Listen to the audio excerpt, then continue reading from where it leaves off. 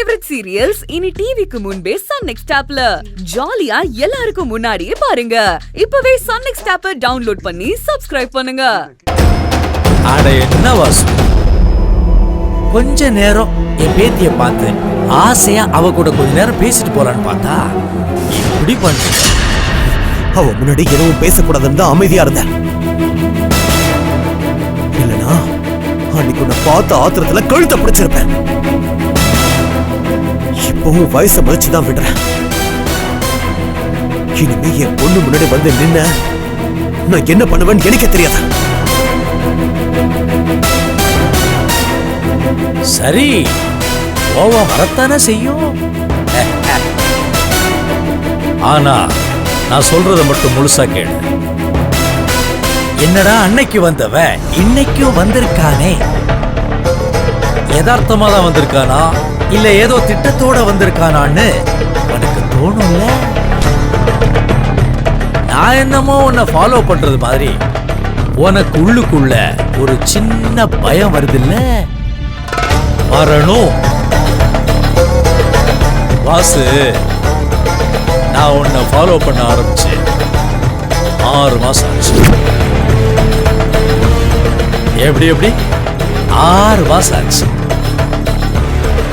என்ன புரியலையா? திவ்யா தன்னை யாரோ தூரத்துல இருந்து பாக்குறாங்க, எங்க போனாலும் ஃபாலோ பண்றாங்க அப்படின்னு உன்கிட்ட அடிக்கடி சொல்லியிருப்பாளே. அது வேற யாரும் இல்ல, சாட்சாத் இந்த ஈஸ்வர அனுப்பின ஆளேதான் அவன். இப்போ உனக்கு எல்லாமே புரிஞ்சிருக்குமே. வாசு,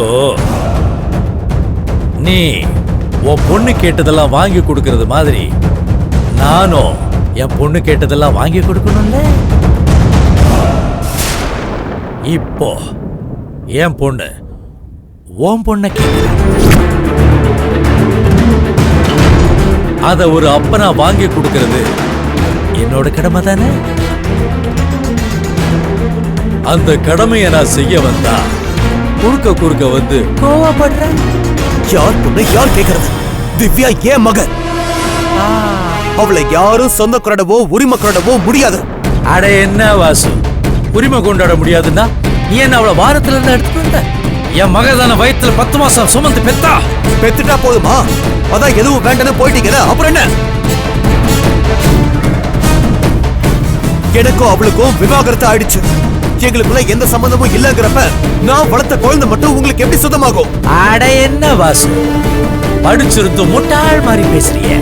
தெளிவா சொல்றேன், விவாகரத்து ஆனது உனக்கும் என் மகளுக்கும் தான், தாய்க்கு மகளுக்கும் இல்லை. சட்டப்படி இந்த வயசுல பெண் குழந்தைங்க அம்மா கிட்ட தான் இருக்கணும். இதெல்லாம் உனக்கு தெரியாதா? இப்ப கூட நான் கோர்ட்டுக்கு போய் என் பேத்தியை எப்படி வாங்கணும்னு எனக்கு தெரியும். பட் அதெல்லாம் வேணாம். வளர்த்த பாசத்துக்கு உன்னை அவமானப்படுத்த நான் விரும்பல.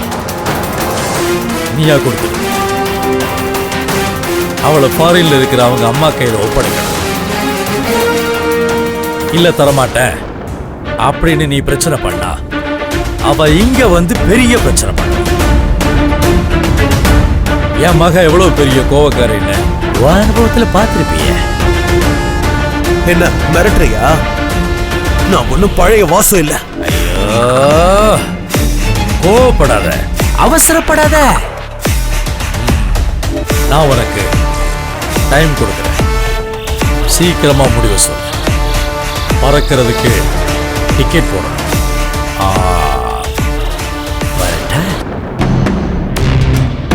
La la la la la la la la la la la